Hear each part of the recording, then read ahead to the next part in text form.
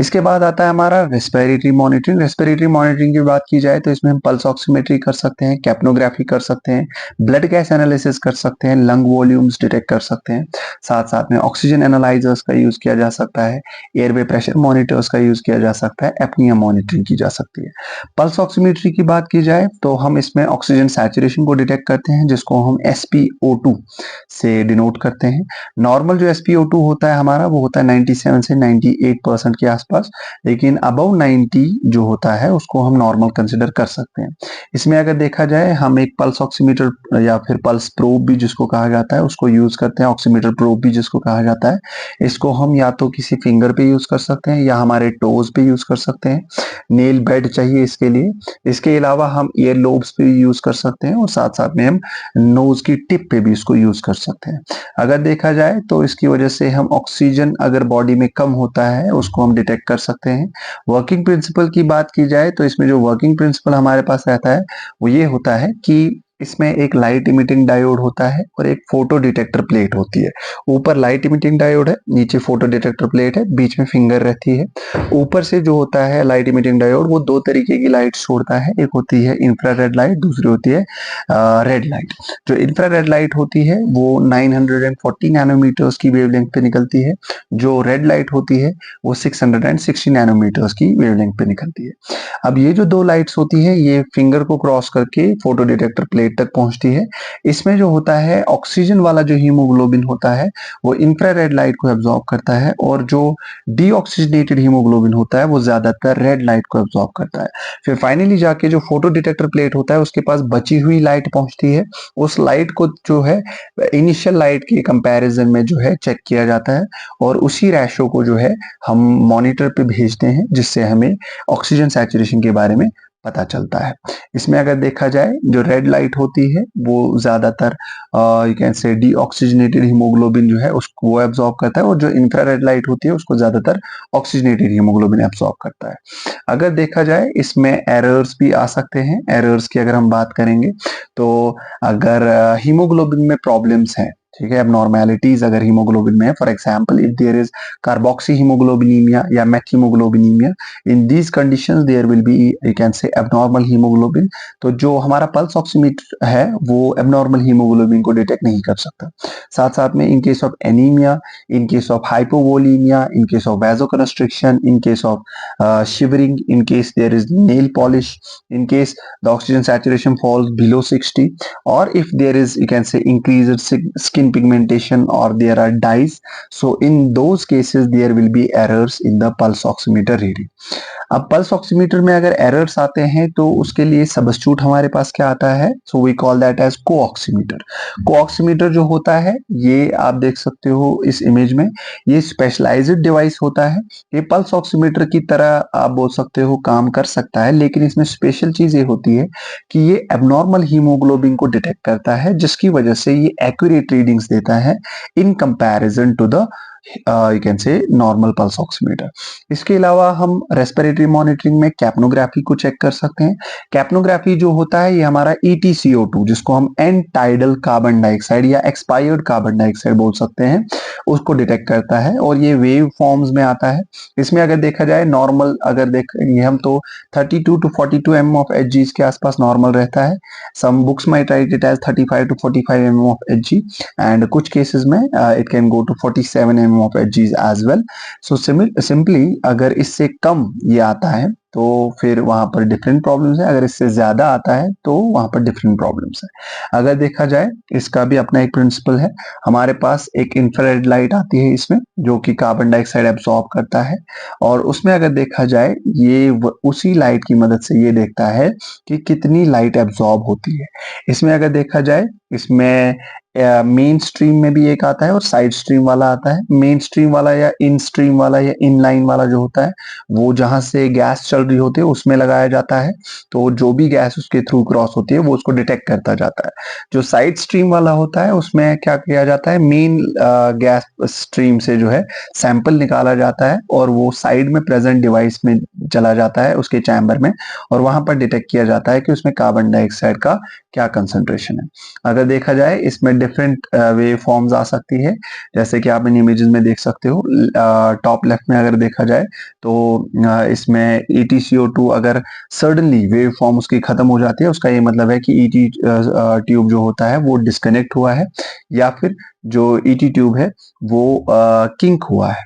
इस तरीके से जो दूसरी इमेज इसके नीचे आप देखोगे, इसमें अगर देखा जाए तो ET ट्यूब के कफ में लीक है, यानी वो पूरी तरह इन्फ्लेट नहीं हुआ है, या फिर ET ट्यूब जो है वो हाइपोफेरिंक्स में है, वो पूरी तरह नीचे डेप्थ में नहीं गया है। इसी तरीके से ये अलग अलग आप देख सकते हो। CPR में भी इसका यूज किया जा सकता है। अगर इसमें CPR में हम इसको यूज करेंगे तो अगर कैप्नोग्राफी में वेव आ रही है तो उसका ये मतलब है कि पेशेंट जो है रेस्पॉन्ड कर रहा है, उसकी सर्कुलेशन चल रही है, जिसकी वजह से वहां पर गैसेस एक्सचेंज होने लगा है। इसी तरीके से ये अलग अलग वेव फॉर्म्स है जो अलग अलग कंडीशंस को दिखा सकती है। इसके अलावा हम ब्लड गैस एनालिसिस कर सकते हैं।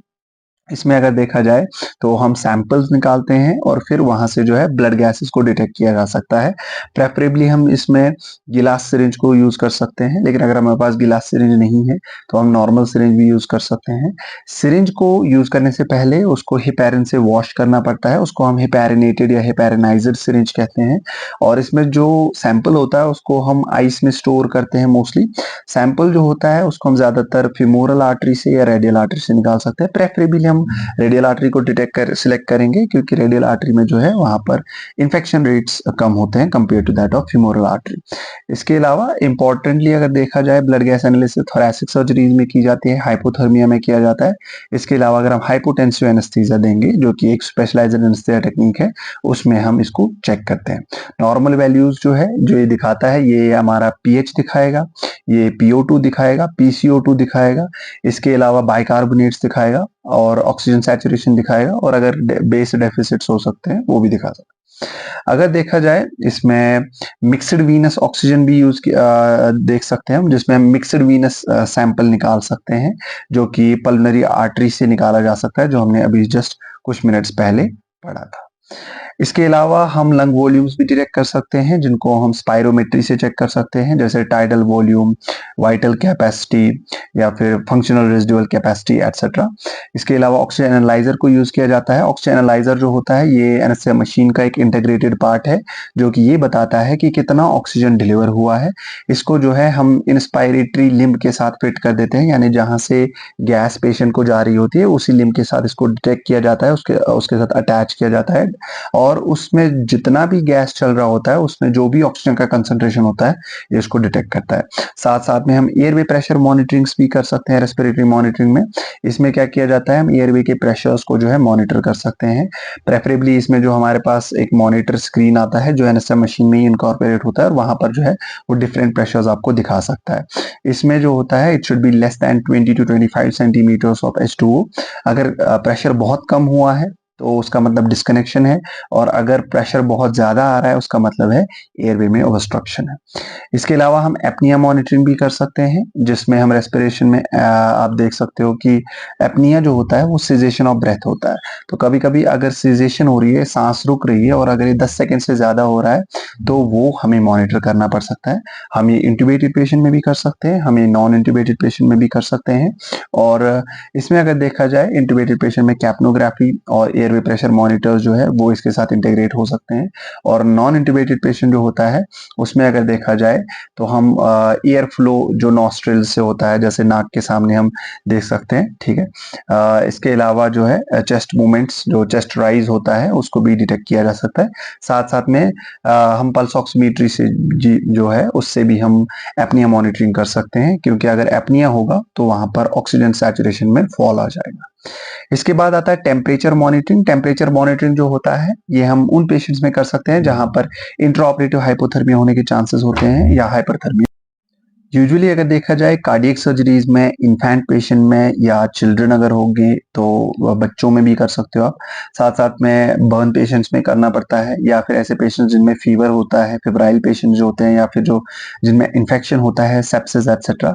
और इसके अलावा कोई मैलिग्नेंट हाइपरथर्मिया वाला पेशेंट अगर है। टेम्परेचर मॉनिटरिंग अगर देखा जाए तो इससे हम कोर टेम्परेचर मॉनिटरिंग साइट से डिटेक्ट कर सकते हैं, जैसे ईसोफेगस, पल्मोनरी आर्टरी, नेजोफेरिंक्स या फिर टिम्पैनिक मेम्ब्रेन, जो हमारे कान के अंदर होता है, जो most accurate brain temperature monitoring के लिए यूज किया जा सकता है। इसके अलावा हाइपोथर्मिया की अगर हम बात करें तो हाइपोथर्मिया जो होता है, अगर कोर टेम्परेचर 35 डिग्री सेल्सियस से नीचे चला जाए तो उसको हम हाइपोथर्मिया कहते हैं। इसको हम माइल्ड, मॉडरेट और सीवियर के हिसाब से जो है क्लासिफाई कर सकते हैं। माइल्ड में 28 टू 35 डिग्री सेल्सियस, मॉडरेट में 21 टू 27 डिग्री सेल्सियस और सीवियर में लेस देन 20 डिग्री सेल्सियस। और अगर देखा जाए most common thermal perturbation seen in anesthesia can be because most anesthetics are vasodilators, so in that case जो हमारी वेसल्स है वो डायलेट हो जाती है, जिसकी वजह से हीट लॉस होता है। इसके अलावा कोल्ड रूम टेम्परेचर्स की वजह से होता है, कोल्ड इंट्रावेनस फ्लूइड्स की वजह से होता है, साथ साथ में इवेपोरेशन की वजह से भी हाइपोथर्मिया हो सकता है। तो एनेस्थीसिया के टाइम पे ये मोस्ट कॉमन कैसे कॉम्प्लिकेशंस में आ सकता है। सिस्टमिक इफेक्ट्स अगर देखे जाए हाइपोथर्मिया के तो कार्डियोवास्कुलर सिस्टम में ब्रेडिकार्डिया, हाइपोटेंशन, एरिथमियाज, और रेस्पिरेटरी सिस्टम में अगर देखा जाए तो रेस्पिरेटरी अरेस्ट हो सकता है, ऑक्सीजन डिसोसिएशन कर्व में चेंजेस आएंगी। ब्लड में अगर देखा जाए तो ब्लड की विस्कोसिटी और प्लेटलेट काउंट में चेंजेस आती हैं। एसिड बेस बैलेंस की बात की जाए तो ब्लड गैसेस की सॉल्युबिलिटी इंक्रीज हो जाती है और एसिडोसिस हो सकती है। अगर किडनीज की बात की जाए तो ग्लोमेरुलर फिल्ट्रेशन रेट जो है, ग्लोमेरुलर फिल्ट्रेशन रेट डिक्रीज हो जाएगी और साथ साथ में यूरिन आउटपुट जो है वो रिड्यूस होता जाएगा और 20 डिग्री सेल्सियस के नीचे जो है यूरिन आउटपुट नहीं निकलता बिल्कुल भी। एंडोक्राइन सिस्टम की बात की जाए तो एड्रेनलिन और नॉर एड्रेनलिन जो है उनकी सेक्रीशन में और उनके फंक्शन में चेंजेस आएंगी और इसके अलावा हाइपरग्लाइसीमिया हो सकता है। अगर इंट्राऑपरेटिव हाइपोथर्मिया हो जाए तो हमें वार्म फ्लूइड्स को यूज करना चाहिए, हमें ओटी के टेम्परेचर को इंक्रीज करना चाहिए, हमें पेशेंट को कवर करना चाहिए और कभी कभी जो है हम यू कैन से वार्म एयर को भी यूज कर सकते हैं। तो ये उसके लिए डिवाइस यूज होता है। अगर देखा जाए इंड्यूस्ड हाइपोथर्मिया भी होता है कभी कभी। इंड्यूस्ड हाइपोथर्मिया क्या होता है, इसमें हम जानबूझ के पेशेंट में हाइपोथर्मिया क्रिएट करते हैं। इसको ये कैसे इंड्यूस्ड हाइपोथर्मिया जो है ये हम एनेस्थीसिया के टाइम पे दे सकते हैं या फिर पेशेंट को जो है अगर हमें आईसीयू में रखना है, स्पेशली जिनमें हमें ब्रेन प्रोटेक्शन करना पड़ता है, तो ऐसे पेशेंट्स जिनमें हमें कैसे कार्डियक अरेस्ट वाले पेशेंट्स होते हैं या फिर जिन पेशेंट्स में कोई न्यूरोवेस्कुलर सर्जरीज होती हैं तो उनमें ब्रेन तब तक डैमेज ना हो तो हम उसको जो है हाइपोथर्मिया में रखते हैं। ब्रेन जो होता है हम उसको 30 डिग्री सेल्सियस पे अगर स्टोर करेंगे तो हम उसको 10 मिनट्स तक आप बोल सकते हो कि स्टोर कर सकते हैं, प्रोटेक्ट कर सकते हैं। और टिश्यू प्रोटेक्शन जो होता है इसमें काफी अच्छा हो सकता है। इस्कीमिया या फिर आप बोल सकते हो जब हम हार्ट ट्रांसप्लांट या फिर कार्डियक सर्जरीज करते हैं उस केस में जो टिश्यूज में इस्कीमिया हो सकता है तो उसको प्रिवेंट करने के लिए हम इंड्यूस्ड हाइपोथर्मिया को यूज कर सकते हैं। न्यूरोमस्कुलर मॉनिटरिंग की बात की जाए तो न्यूरोमस्कुलर मॉनिटरिंग में जो है हम मसल्स में कंट्रैक्शन एंड रिलैक्सेशन प्रॉपर्ली हो रहा है या नहीं हो रहा, ये मोस्टली हम तब यूज करेंगे जब पेशेंट्स में कोई मस्कुलर प्रॉब्लम होती है या फिर पोस्ट ऑपरेटिव टाइम में, ये देखने के लिए कि मसल रिलैक्सेशन का इफेक्ट खत्म हुआ या नहीं हुआ। इसमें अडक्टर पॉलिसिस वाला जो है इसको हम चेक कर सकते हैं जिसमें अल्नर नर्व का इन्वॉल्वमेंट होगा। इसके अलावा हम ऑर्बिकुलरिस ऑक्यूलाई जो कि आंखों के साथ रिलेटेड है, मीडियन नर्व या पोस्टीरियर टिबियल नर्व और पेरोनियल नर्व्स, इनको जो है मॉनिटर कर सकते हैं। मायस्थीनिया ग्रेविस जो कि एक मस्कुलर सिस्टम जो है यू कैन से प्रॉब्लम है तो उसमें हम कर सकते हैं इसको। इसके अलावा डचनीज मस्कुलर डिस्ट्रॉफी, इसमें भी हम कर सकते हैं। इसमें अगर देखा जाए हम ट्रेन ऑफ 4 को यूज कर सकते हैं, ये काफी यूजफुल मेथड है और बहुत ज्यादा कॉमनली इसको यूज किया जाता है। इसमें अगर देखा जाए 4 स्टिमुलस हम देते हैं, 2 हर्ट्ज के 2-2 सेकंड के लिए हर एक स्टिमुलस जाता है और फिर रिकॉर्डिंग्स की जाती है कि कितना एम्पलीट्यूड उन्होंने शो किया। हाइट्स के हिसाब से देखा जाता है एम्पलीट्यूड को और T4/T1 के हिसाब से जो है हमें देखना पड़ता है अगर 1 आना चाहिए। जैसे फॉर एग्जांपल अगर आप इस इमेज में देखोगे तो ये जो आपको 4 लाइंस दिख रही हैं ये एक्चुअल में 4 ट्विचेस हैं जो कि 2-2 हर्ट्ज के दिए जाते हैं 2-2 सेकंड के लिए। नॉर्मल रेस्पॉन्सेज में अगर देखा जाए अगर चारों लाइंस बिल्कुल सेम आती हैं, पूरी जो है कंप्लीट आती हैं, तो उसका मतलब है वहां पर कोई भी ड्रग्स प्रेजेंट नहीं है। अगर वहां पर ये पहला वाला ज्यादा आ रहा है, उसके बाद कम, उसके बाद और कम, उसके बाद और कम, जैसे कि दूसरी इमेज में आप देख सकते हो, तो अगर वो फेड हो रहा है तो उसका मतलब वहां पर नॉन डिपोलराइजिंग मसल रिएक्शंस दिए गए हैं, जैसे हम यूज करते हैं मोस्टली जैसे एट्राक्यूरियम, वैक्यूरोनियम एटसेट्रा। अगर जो कांस्टेंट आती है ये वेव्स लेकिन डिमिनिश्ड आती है, छोटी आती हैं, तो उसका मतलब ये है कि फेज 1 रिवर्सल ब्लॉक है डीपोलराइजिंग मसल रिलैक्सेंट का, जिसको हम सक्सेनाइल कोलिन कहते हैं।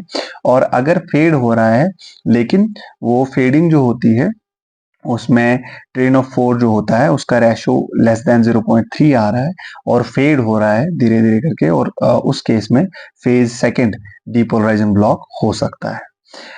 ये इसके पर्टिकुलर ग्राफ्स हैं, जैसे कि 4 ट्विचेस जो होती हैं उसका अप्रोक्सीमेट ब्लॉक्ड बाय एजेंट कितना होता है, वो 0 to 75 होते हैं।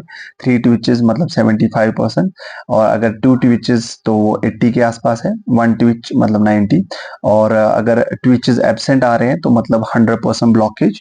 तो उस केस में जो होता है पेशेंट में इंटुबेशन करना पड़ सकता है हमें। तो अलग अलग कंडीशंस के हिसाब से अलग अलग चीजें हो सकती हैं। जैसे ट्विचेस जितने भी आएंगे, ट्विचेस का रेस्पॉन्स जैसा भी आएगा, उसी के हिसाब से जो है हम ये देख सकते हैं कि ब्लॉक्ड एजेंट कैसे काम कर रहे हैं। तो इसमें अगर देखा जाए uses of depolarising muscle relaxant जो होता है वो भी हम देख सकते हैं। नॉन डीपोलराइजिंग मसल रिलैक्सेंट जैसे कि मैंने अभी आपको बोला, इसमें अलग अलग आप बोल सकते हैं कि एम्पलीट्यूड्स आएंगे। तो रिवर्सल अगर मसल रिलैक्सेंट का देखा जाए कि क्या मसल रिलैक्सेंट का इफेक्ट खत्म हुआ, वो भी हम देख सकते हैं। इसके अलावा हम सेंट्रल नर्वस सिस्टम मॉनिटरिंग कर सकते हैं। सेंट्रल नर्वस सिस्टम मॉनिटरिंग जो है, इसमें डेप्थ ऑफ एनेस्थीसिया मॉनिटर किया जाता है। अगर इसके साइंस एंड सिम्टम्स देखे जाए लाइट एनेस्थीसिया की, यानी जब पेशेंट स्लाइटली अवेक होता है तो उसमें टैकीकार्डिया, हाइपरटेंशन, लैक्रिमेशन यानी आंसू आना, पर्सपिरेशन पसीना आना, स्वेटिंग होना, मूवमेंट रेस्पॉन्स होता है टू पेनफुल स्टिमुलस, यानी जब जब कोई पेनफुल स्टिमुलस दिया जाएगा तो पेशेंट थोड़ा मूव करेगा। टेकिपनिया होता है, यानी ब्रीदिंग फास्ट हो सकती है, या फिर कभी ब्रीदिंग होल्ड हो सकती है, या कभी कफिंग हो सकती है। लैरिंजोस्पाज्म या ब्रोंकोस्पाज्म्स भी हो सकते हैं। आई मूवमेंट्स कभी कभी हो सकते हैं, और इसके अलावा कभी कभी जो रिफ्लेक्सेस होते हैं वो भी देखने को मिल सकते हैं। इसमें अगर देखा जाए सेंट्रल नर्वस सिस्टम मॉनिटरिंग में हम ईईजी, इसके अलावा पेशेंट इवोक्ड रेस्पॉन्सेज, बाइस्पेक्ट्रल इंडेक्स जिसको हम बीआईएस मॉनिटरिंग, और एंट्रोफी को भी कर सकते हैं। ईईजी जो होता है इसमें हम इलेक्ट्रो एंसेफेलोग्राफी जिसको हम कहते हैं, इसमें हम ब्रेन की इलेक्ट्रिकल एक्टिविटीज को चेक कर सकते हैं। इवोक्ड रेस्पॉन्सेज जो होते हैं इसमें हम रेस्पॉन्सेज को चेक करते हैं, जैसे सोमैटोसेंसरी इवोक्ड होते हैं, ऑडिटरी इवोक्ड होते हैं, या विजुअल इवोक्ड होते हैं। जैसे अगर सोमैटोसेंसरी की बात की जाए तो any surgeries that can compromise vascular supply of sensory tract, ठीक है, तो ये देखा जाता है। इसमें हम ये चेक करते हैं कि जो न्यूरोनल टिश्यू है उसकी इंटेग्रिटी कैसी है, क्या उसमें कोई डैमेज तो नहीं हुआ है। इसी तरीके से ऑडिटरी इवोक्ड इसमें जो हो, प्रेफरेबली हम ऑडिटरी पाथवेज जो होते हैं, जो सुनने वाले पाथवेज होते हैं, उन के प्रोसीजर्स में हम ये चेक करते हैं। विजुअल इवोक्ड जो पोटेंशियल्स होते हैं, ये प्रेफरेबली विजुअल ट्रैक्स जो होते हैं उनमें देखा जाता है। अगर हमें उनको ऑपरेट करना है, उन पे प्रोसीजर करना है, उसमें चेक किया जाता है। जैसे ऑप्टिक सर्जरीज होती है, ऑप्टिक ग्लूकोमा हो गया, पिट्यूटरी ट्यूमर्स हो गए, उस केस में ऑडिटरी इवोक्ड रेस्पॉन्सेज जो होते हैं वो रिसेक्शन ऑफ एक्वेस्टिक न्यूरोमा या पोस्टीरियर फोसा सर्जरीज, उनमें यूज किया जा सकता है। इलेक्ट्रोएंसेफेलोग्राम जो होता है, इससे हम डेप्थ ऑफ एनेस्थीसिया चेक कर सकते हैं। इलेक्ट्रोएंसेफेलोग्राम जो होता है, इसमें जिस हिसाब से आप बोल सकते हो वेव्स आने लगेंगी, तो उस हिसाब से जो होता है हमें पता चलता है कि पेशेंट डीप स्लीप में है या फिर लाइट स्लीप में है। लोअर डोज अगर देखा जाए तो उससे एक्साइटेशन होगी, और हायर डोज अगर होंगे तो उससे डिप्रेशन होगा, पेशेंट जो है गहरी नींद में होगा। इसके अलावा हम ब्लड लॉस को भी मॉनिटर कर सकते हैं। ब्लड लॉस जो होता है उसमें हमें ये देखना पड़ता है कि पेशेंट में कितना ज्यादा ब्लड लॉस हुआ है, ताकि हम पोस्ट ऑपरेटिव टाइम में या इंट्रा ऑपरेटिव टाइम में ही ये डिसाइड कर सके कि क्या हमें पेशेंट में ब्लड देना पड़ेगा या नहीं देना पड़ेगा। एस्टिमेशन ऑफ ब्लड लॉस जो होता है, इसको हम स्वैब्स की मदद से, जो ब्लड स्वैब्स होते हैं जिनको हम यूज करते हैं मॉपिंग के लिए, या फिर स्पंजेस जो हम हैं उनसे कर सकते हैं। ये जो दो मेथड्स हैं जिनमें हम स्पंजेस और स्वैब्स को चेक करते हैं, इसको हम ग्रेविमेट्रिक मेथड कहते हैं। और दूसरा होता है सक्शन बोतल में चेक करना कितना कलेक्शन हुआ, उसको हम वॉल्यूमेट्रिक मेथड कहते हैं। मोस्ट एक्यूरेट मेथड जो होता है वो कैलोरीमेट्रिक मेथड होता है। अगर देखा जाए रफ एक स्केल होती है, जैसे अगर फुल्ली सोक्ड स्वैब है उसका मतलब है 20 ml का ब्लड लॉस है। अगर फुल्ली सोक्ड स्पंज होता है तो उसका मतलब है 100 to 120 ml ब्लड लॉस है। और अगर एक फिस्ट ऑफ क्लॉट होता है उसका मतलब होता है 200 ml ऑफ ब्लड लॉस। तो इस तरीके से आप स्पंजेस को देख सकते हो। इसके अलावा एक्सपायर्ड गैस एनालिसिस भी की जा सकती है। इसमें मल्टी गैस एनालाइजर्स को हम यूज कर सकते हैं, जिससे हम देख सकते हैं कंसंट्रेशन ऑफ एनेस्थेटिक वेपर्स, जैसे जैसे नाइट्रस ऑक्साइड या inhalation agents, for example halothane, isoflurane etcetera, ये जो होते हैं मास स्पेक्ट्रोमीटर्स होते हैं या रमन गैस एनालाइजर्स होते हैं, वो इसमें आते हैं, जिससे हम ये देख सकते हैं कि पेशेंट जो गैस एक्सपायर कर रहा है वो कौन कौन सी गैसेज है और उनका कंसंट्रेशन कैसा है. So that was all about the monitoring of patient. I tried to cover most of the aspects of the monitoring. I hope that most of them might be clear. Still, if there was any type of doubt, confusion or question, you can drop your queries in the comment box, and keep sharing and keep liking. Thank you so much. Have a very good day, and goodbye to all of you.